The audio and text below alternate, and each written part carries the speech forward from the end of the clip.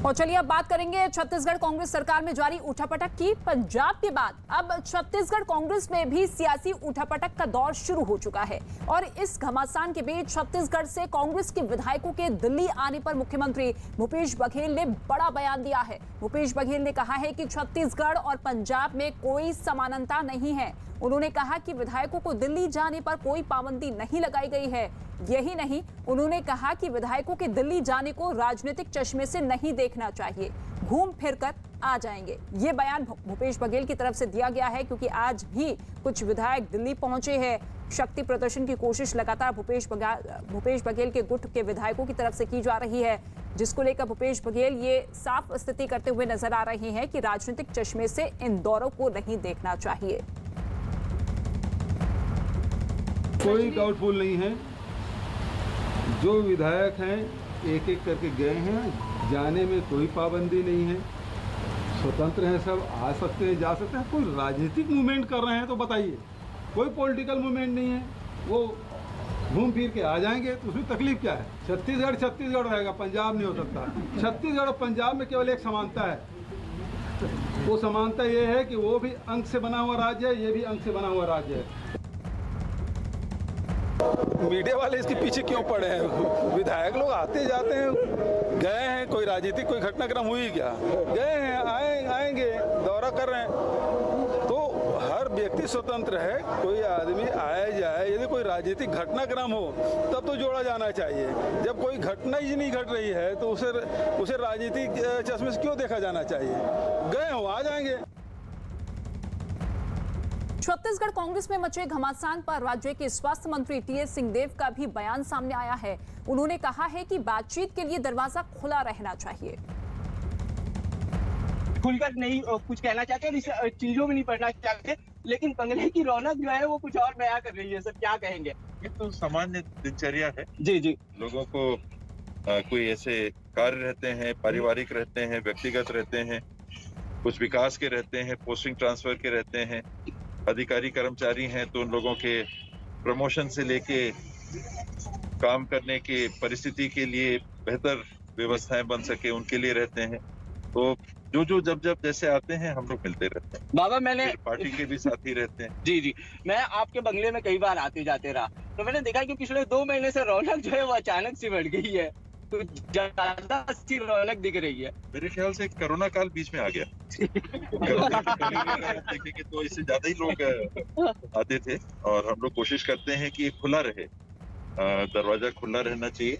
अभी तो बंद दिख रहा है, लेकिन ये व्यवस्था कार्ड लोग तोड़ देते हैं, हमारे सिक्योरिटी वाले तोड़ते हैं। जब जो आना चाहे उनको आना चाहिए। समय देके अमूमन मिलने से मैं परहेज भी करता हूँ क्योंकि मुश्किल होता है, तो कई बार उसके चलते भी दिक्कत होती है कि एक साथ लोग आए तो मिलने में कभी कभी कठिनाई, देर तक रुकना भी पड़ता है। कोशिश ये रहती है कि खुला बन रहे। आपको लेके कहावत पूरे छत्तीसगढ़ में मशहूर है कि महाराज कभी नाराज नहीं होते, लेकिन दिल्ली में विधायक के बाबत थोड़ी नाराजगी हो रही है अभी।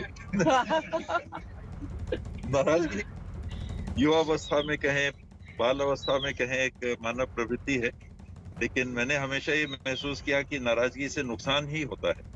अगर आप नाराज होगे तो आपका ध्यान भटकता है और जो आप करना चाहोगे उसमें आपको सफलता कम मिलेगी। जो है महाराज साहब के चेहरे के एक्सप्रेशन जो है कि मैं बॉडी लैंग्वेज को पढ़ता हूँ कहते हैं लोग, लेकिन मास्क की वजह से मैं आपके चेहरे के एक्सप्रेशन ही नहीं पढ़ पा रहा हूँ। तो इस मास्क के पीछे क्या छुपा है बाबा? बहुत खुशी, जो आप खुश तो हमेशा रहते हैं। एक गाना था वो तो नहीं गा सकते इस मौके पर। छत्तीसगढ़ के मुख्यमंत्री भूपेश बघेल और स्वास्थ्य मंत्री टीएस सिंहदेव के बीच मुख्यमंत्री पद पर पिछले कई दिनों से टकराव चल रहा है और अब खबर यह है कि छत्तीसगढ़ के मुख्यमंत्री भूपेश बघेल के समर्थन में करीब 40 विधायक दिल्ली कूच कर चुके हैं। बताया यह गया है कि कल 25 विधायक दिल्ली पहुंचे थे और आज करीब 15 विधायक दिल्ली आ रहे हैं। ऐसा पहली बार नहीं है जब कांग्रेस विधायक दिल्ली आए हैं। इससे पहले भी कांग्रेस के 62 विधायक दिल्ली आए थे। हमारे संगठन का मुखिया है और संगठन के मुखिया से मुलाकात करना हमारा परम कर्तव्य है। अपने स्वयं के निजी काम है, इस क्षेत्र का काम है, उसको मुझे समझा रहे हैं।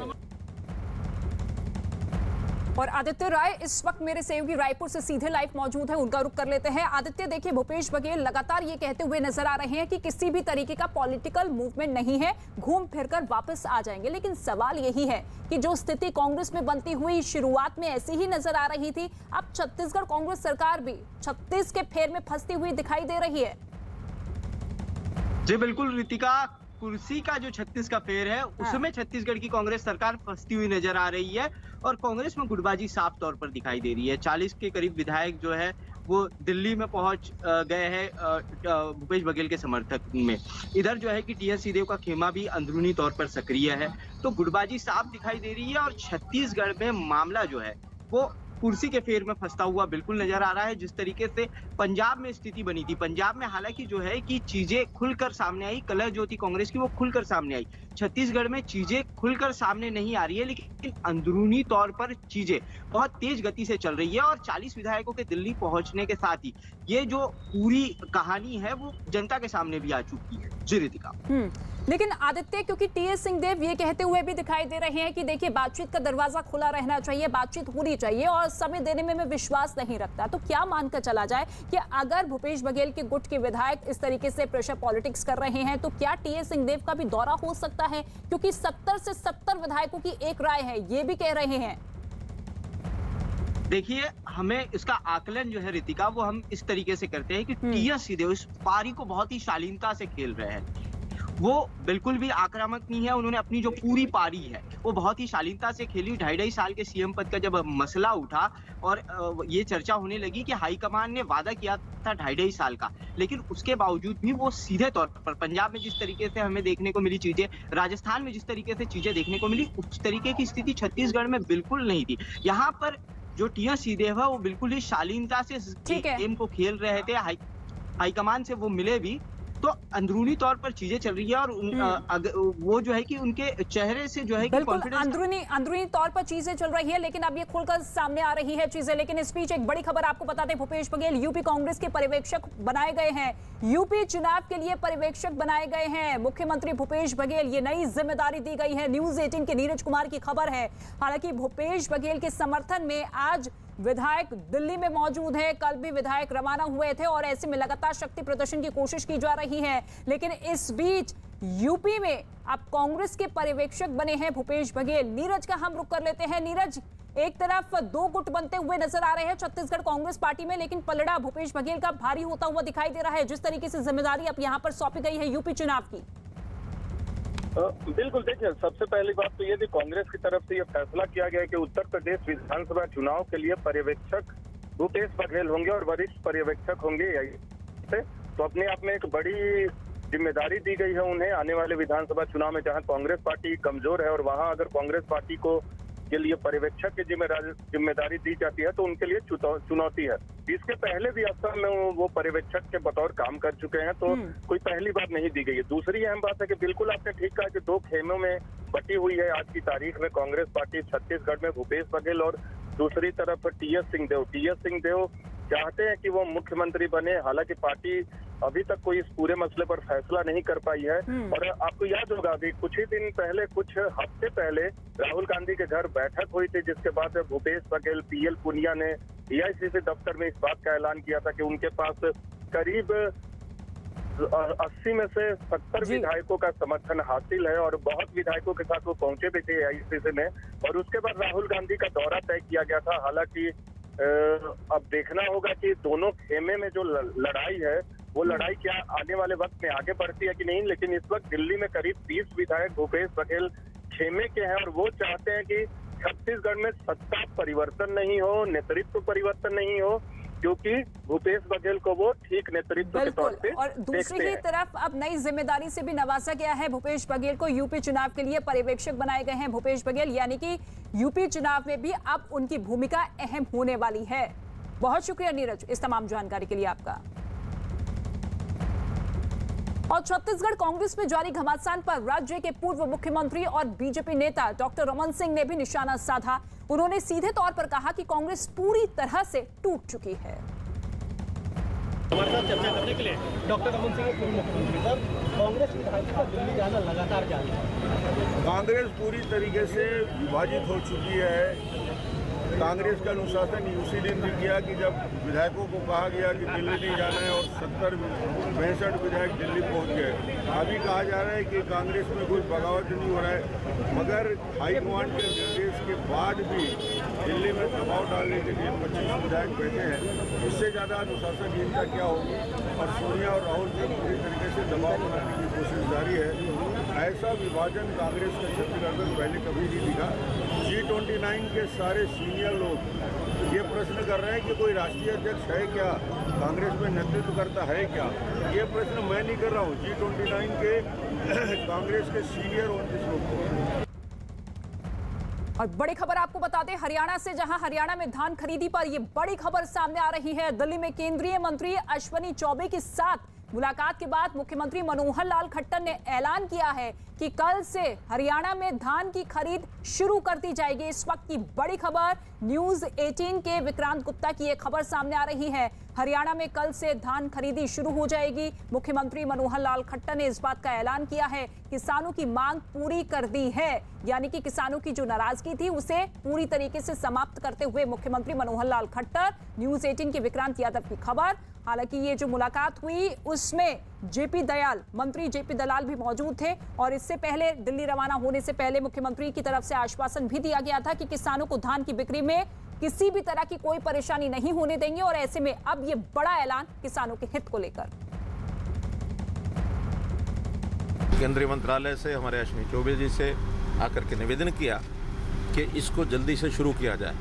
तो अभी बैठ करके एक निर्णय ये हुआ है कि कल से विधिवत 3 तारीख से 3 अक्टूबर से और ये प्रोक्योरमेंट जो है वो सब जगह शुरू हो जाएगी। इतना ही विषय आज की जानकारी के लिए देना था। विक्रांत यादव इस वक्त हमारे साथ मौजूद है। विक्रांत, देखिए कृषि कानून को लेकर किसानों की नाराजगी है, लेकिन दूसरी ही तरफ ये सबसे बड़ी मांग किसानों की तरफ से की जा रही थी कि धान की जल्द खरीदी हो, और ऐसे में ये बड़ा फैसला और इसकी शुरुआत भी कल से हो जाएगी। देखिए, बिल्कुल धान खरीद 1 अक्टूबर से होनी थी, 1 अक्टूबर से होती है, लेकिन इस बार देरी हो गई थी और मुख्यमंत्री इसी कारण दिल्ली आए। दिल्ली आकर के उन्होंने मुलाकात भी की। केंद्रीय मंत्री से मुलाकात करने के बाद उन्होंने कहा कि इस मामले में धान की खरीद कल से शुरू हो जाएगी और सरकार ने फैसला ले लिया है कि धान की खरीद कल से शुरू हो जाए। और वहां पर हरियाणा में काफी आंदोलन भी हुआ। किसान लोग 1 तारीख से काफी प्रदर्शन भी कर रहे थे। उनका कहना था कि धान की जो प्रोक्योरमेंट है वो तुरंत शुरू किया जाए। अब हरियाणा सरकार ने केंद्र सरकार से जो बातचीत की है उसके बाद ये रास्ता निकाला गया है कि कल से यानी 3 अक्टूबर से धान की खरीद का प्रोक्योरमेंट शुरू हो जाएगा। और सरकार ने ये उम्मीद जताई है कि अब जो आंदोलन कर रहे थे किसान इस मांग को लेकर के, वो अपना आंदोलन समाप्त करेंगे। ठीक है, अब आंदोलन समाप्त करेंगे, क्योंकि पंजाब और हरियाणा के शहरों में भी इसी तरीके का प्रदर्शन किसानों की तरफ से देखने को मिल रहा था। लेकिन अभी ये मुलाकात सफल हुई है दिल्ली में और मुख्यमंत्री मनोहर लाल खट्टर की तरफ से ये बड़ा ऐलान कर दिया गया है कि कल से ही धान खरीद की शुरुआत कर दी जाएगी। शुक्रिया इस तमाम जानकारी के लिए। और एक बार फिर से रुक करेंगे छत्तीसगढ़ कांग्रेस में जारी अंतरकलह की, क्योंकि 2 गुट खुलकर सामने आ चुके हैं, लेकिन पलड़ा इस वक्त भूपेश बघेल का भारी होता हुआ दिखाई दे रहा है। और इस बीच छत्तीसगढ़ कांग्रेस में जिस तरीके से घमासान मचा हुआ है, उस पर केंद्रीय कृषि मंत्री नरेंद्र सिंह तोमर ने कांग्रेस पर सीधे तौर पर हमला बोला। कांग्रेस अपने बोझ से ही परेशान है। कांग्रेस का केंद्रीय नेतृत्व अप्रासंगिक हो गया है और उसकी परिणति स्थान स्थान पर हो रही है। कांग्रेस को जो प्रतिपक्ष का दायित्व निभाना चाहिए उसके स्थान पर वो अलग प्रकार से एक्ट कर रहे हैं और इसलिए वो अपनी पार्टी को भी नहीं संभाल पा रहे हैं। कांग्रेस पार्टी में मचे घमासान पर शिवसेना नेता संजय राउत ने कांग्रेस को जल्द से जल्द पार्टी का अध्यक्ष तय करने की नसीहत दी। राहुल गांधी जी ने पार्टी का प्रेसिडेंटशिप छोड़ दिया और उसके बाद तो सिर्फ मैं देखता हूँ ऐसे ही काम चल रहा है। इतनी बड़ी पार्टी अगर हेडलेस होगी, प्रेसिडेंट नहीं होगा पार्टी का, तो लोगों के मन में ज़रूर एक भ्रम पैदा होता है किसी भी पार्टी के बारे में, चाहे बीजेपी हो, चाहे कांग्रेस हो, चाहे और कोई पार्टी हो, चाहे शिवसेना हो। पार्टी का मुखिया तो होना ही चाहिए, सेनापति होना ही चाहिए। और मुझे लगता है जल्द ही कांग्रेस पार्टी अपने अंदरूनी जो मामले हैं वो सुलझा लेगी। कृषि सुधार कानून और प्रधानमंत्री नरेंद्र मोदी से जुड़ी एक बहुत बड़ी खबर सामने आ रही है। खबर ये है, न्यूज 18 के अमिताभ सिन्हा के मुताबिक किसान आंदोलन को लेकर पीएम मोदी ने विपक्ष पर जोरदार हमला बोला है। ओपन नाम की एक मैगजीन को दिए अपने इंटरव्यू में उन्होंने विपक्ष को आड़े हाथों लिया और इसे राजनीतिक धोखाधड़ी करार दिया। अपने इस इंटरव्यू में पीएम मोदी ने इस बात पर जोर देते हुए कहा कि पहले अगली सरकार बनाने के लिए सरकार चलाई जाती थी, लेकिन सरकार देश बनाने के लिए चलानी चाहिए। यही नहीं, पीएम मोदी ने विपक्ष पर कृषि सुधार कानूनों पर किसानों को गुमराह करने का भी सीधे तौर पर आरोप लगाया। साथ ही उन्होंने ये भी कहा कि किसानों को सशक्त बनाना केंद्र सरकार का लक्ष्य है और आंदोलन को खत्म करने के लिए सरकार किसानों से बातचीत करने के लिए पूरी तरह से तैयार है।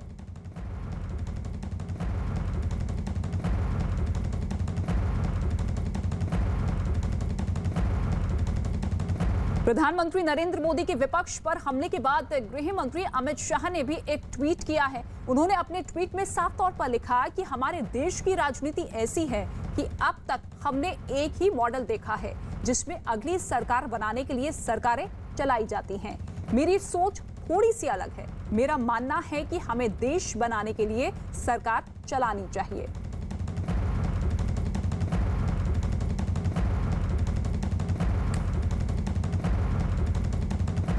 कृषि सुधार कानूनों के खिलाफ दिल्ली एनसीआर की सीमा पर हो रहे विरोध प्रदर्शन की वजह से लोगों को होने वाली परेशानी पर सुप्रीम कोर्ट ने नाराजगी जताई है। सुनवाई के दौरान सुप्रीम कोर्ट ने यहां तक टिप्पणी कर दी कि किसानों ने पूरे शहर का दम घोट दिया है। सुप्रीम कोर्ट ने सवाल किया कि जब कृषि सुधार कानूनों के खिलाफ अदालत में चुनौती दी गई है तो फिर सड़कों पर प्रदर्शन करने का क्या तुक है। कोर्ट ने यह भी पूछा कि क्या प्रदर्शन कर रहे संगठनों को न्यायिक व्यवस्था पर भरोसा नहीं है। सुप्रीम कोर्ट ने सख्त लहजे में कहा कि सड़कों पर जो संगठन कृषि सुधार के विरोध में प्रदर्शन कर रहे हैं उन्होंने पूरे शहर का दम घोट दिया है, जो रुकना चाहिए। तो किसान आंदोलन पर एक याचिका पर सुनवाई करते हुए सुप्रीम कोर्ट ने सख्त लहजे में सख्त टिप्पणी करते हुए साफ तौर पे कहा कि जब ये पूरा का पूरा मामला कोर्ट में लंबित है, सुनवाई चल रही है, तो इस तरह से विरोध प्रदर्शन करने की जरूरत क्यों है। पूरे शहर का दम घोट दिया है इस विरोध प्रदर्शन ने। और गोवा के मुख्यमंत्री प्रमोद सावंत ने राज्य में अगले साल होने वाले विधानसभा चुनाव में एक बार फिर बीजेपी की जीत का दावा किया है। उन्होंने कहा कि आम आदमी पार्टी और टीएमसी का गोवा में खाता भी नहीं खुल पाएगा। आम आदमी पार्टी ने भी पूरा जोर लगा दिया है। आम आदमी पार्टी का ये कहना है कि बेरोजगार लोगों को रोजगार देंगे, साथ में मुफ्त बिजली भी देंगे। आम आदमी पार्टी तो हर राज्य में जाके एक से बढ़ के एक बात तो कहते रहती है, लेकिन यहाँ के लोगों को मालूम है आम आदमी पार्टी का दिल्ली में क्या चल रहा है। उनको तो मालूम है कि यहाँ सभी लोगों को रोजगार की बात कर रहे हैं। उनके खुद राज्य में 2 बार सरकार आने के बाद भी वो तो लोगों को रोजगार नहीं दे सके। टीएमसी भी चुनाव लड़ने वाली है। 10 लोग जो है कांग्रेस से ऑलरेडी टीएमसी में जा चुके हैं। ममता बनर्जी खुद कैंपेन करने आने वाली है। कुछ फर्क नहीं पड़ेगा। यहाँ का ex CM Luizinho Faleiro had join along with the 10 जो कार्यकर्ता कोई हैं वो टीएमसी में ज्वाइन हुए हैं। मुझे नहीं लगता है कि गोवा है, गोवा के लोग सब गोवा के लोगों को टीएमसी में इलेक्शन और इलेक्शन के बाद क्या हुआ वो लोगों ने देखा है। तो इस तरह से मुझे लगता है जो स्वाभिमानी और जो राष्ट्रवाद लेके काम करते हैं डेफिनेटली तो वही नेशन फर्स्ट की धरती पे हम काम करते आ रहे हैं और डेफिनेटली भारतीय जनता पार्टी को प्रीफर करेंगे। खास करके कितने भी पार्टी यहाँ पे आने के बाद भी मुझे नहीं लगता है कि हमेशा इलेक्शन में तो सभी पार्टियाँ एक दूसरे के साथ लड़ती हैं। डेफिनेटली मैं 3 साल में मैंने जो काम किया है वो लोगों के सामने है। कोविड में जिस तरह से काम किया वो लोगों के सामने है। फ्लड है, साउथ साइक्लोन है, इसमें जिस तरह से हमने लोगों की मदद की है वो सब लोगों को मालूम है। डेफिनेटली उस जो काम किया है उसका डेफिनेटली लोग भारतीय जनता पार्टी को वोट करेंगे। मैं दावे के साथ कह सकता हूँ कि इस बार फिर से एक बार भारतीय जनता पार्टी 2022 में 22+ सीट के साथ जीत के आएगी। लखनऊ में हुए पुलिस सम्मान समारोह में सीएम योगी आदित्यनाथ का पुलिस पर बड़ा बयान सामने आया है। न्यूज 18 के अजीत सिंह की खबर यह है कि इस समारोह के दौरान सीएम योगी ने पुलिस अधिकारियों को अपना कामकाज सुधारने की नसीहत दी। साथ ही उन्होंने कहा कि अगर पुलिस का रिस्पांस ठीक नहीं रहा तो जनता नायक को खलनायक बनाने में देर नहीं करती। सीएम योगी आदित्यनाथ ने पुलिस को जनता के लिए काम करने की नसीहत दी।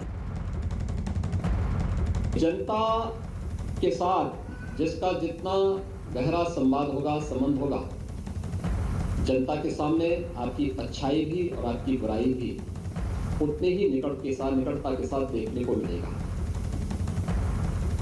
अगर आप अच्छा करेंगे जनता इसे हाथों हाथ लेगी, अगर आप गलत करेंगे तो जनता फिर देखते ही देखते आपको नायक से खलनायक बनाने में भी देर नहीं करती है। याद रखना, जनता आपकी हर एक गतिविधि को नजर रखती है, तो बहुत सारी चीजें जो नकारात्मकता फैलती है, जो आपको नायक से फिर खलनायक बनाती है, उससे बचा जा सकता है। ऐसी कौन सी बातें हैं जिनमें थोड़ी सी चूक हम सबको खलनायक के रूप में प्रस्तुत कर देती है, और वह दिखाता है संवाद। लखनऊ में हुए एक कार्यक्रम के दौरान सीएम योगी आदित्यनाथ ने निजी स्कूल कॉलेजों में लड़कियों की फीस पर बड़ा बयान दिया है।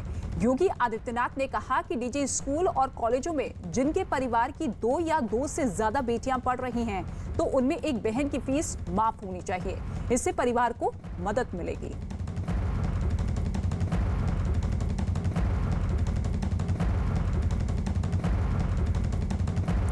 तो निजी स्कूल से सीएम की अपील कि फीस माफ होनी चाहिए, ताकि जो आर्थिक तौर पर कमजोर परिवार है उन्हें सीधे तौर पर सहायता मिले। योगी आदित्यनाथ आज अलग अलग कार्यक्रमों में शिरकत हुए, जिसमें यूपी की जनता के लिए अहम बातें करते हुए सख्त लहजे में उन्होंने कहा कि प्राइवेट स्कूल में जो बेटियां हैं, उन 2 बेटियों में से एक बेटी की फीस माफ की जानी चाहिए।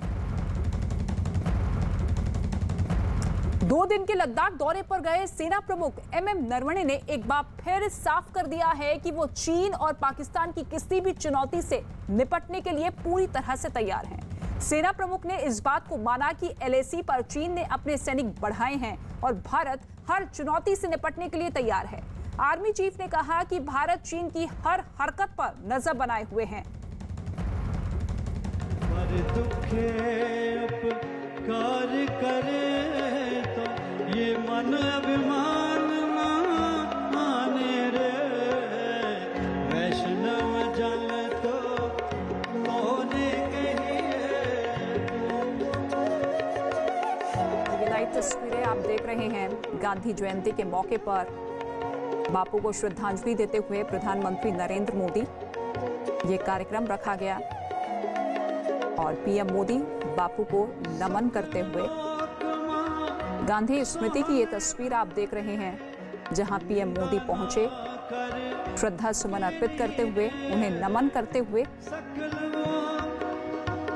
सकल लोक मां सहोने बंदे, निंदा ना कर के नीरे, वाचिका छमल निश्चल राखे, वाचिका छमन निश्चल राखे, धन धन जननी तेरी रे, वैष्णव जन तो देने के ही जो पीड़ पराई जान रे, वैष्णव जन तो देने के ही।